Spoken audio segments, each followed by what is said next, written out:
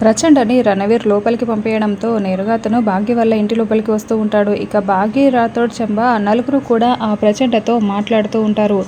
ప్రచండ భాగ్య వేసిన ముగ్గు దగ్గర నిలబడి మంత్రదండం పట్టుకుని ఏవో మంత్రాలు చదువుతూ ఉంటాడు. ఉన్నట్లుండి అక్కడ వేసిన ముగ్గు మాయమైపోతుంది. దాంతో భాగ్య, రాథోడ్, మనోహరి అందరూ కూడా చాలా షాకింగ్గా చూస్తూ ఉంటారు. తర్వాత ప్రచండ, మనోహరి, చెంబ ముగ్గురు కలిసి గుమ్మం దగ్గర నిలబడి ఉంటారు. ఆ ప్రచండ ఇంటిని మొత్తం కూడా ఆ గుమ్మం దగ్గరే నిలబడి గమనిస్తూ మొత్తం అబ్జర్వ్ చేస్తూ ఉంటాడు.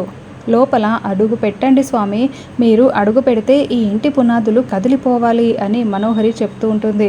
అయితే అప్పుడే ప్రచండ అడుగు లోపల పెట్టడానికి ఎత్తుతూ ఉంటాడు.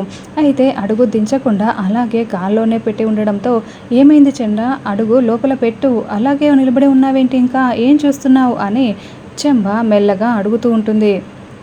నా వల్ల కావడం లేదు చెంబా, ఏదో శక్తి నన్ను ఆపుతోంది, అందుకే నేను కాలుని కింద మోపలేకపోతున్నాను అని ప్రచండ చెప్పడంతో మిమ్మల్ని ఆపుతున్నది ఎవరు స్వామి, మిమ్మల్ని ఆపే ధైర్యం ఉన్న వాళ్ళు ఎవరున్నారు అని మనోహరి అడుగుతూ ఉంటే అప్పుడే బుజ్జమ్మ మెట్లు దిగి వస్తూ ఉంటుంది. అంతవరకు కాస్త దూరంగా నిలబడి ఉన్న భాగ్య, రాథోడ్ ఇప్పుడు ప్రచండ వెనకాలే వచ్చి నిలబడి ఉంటారు.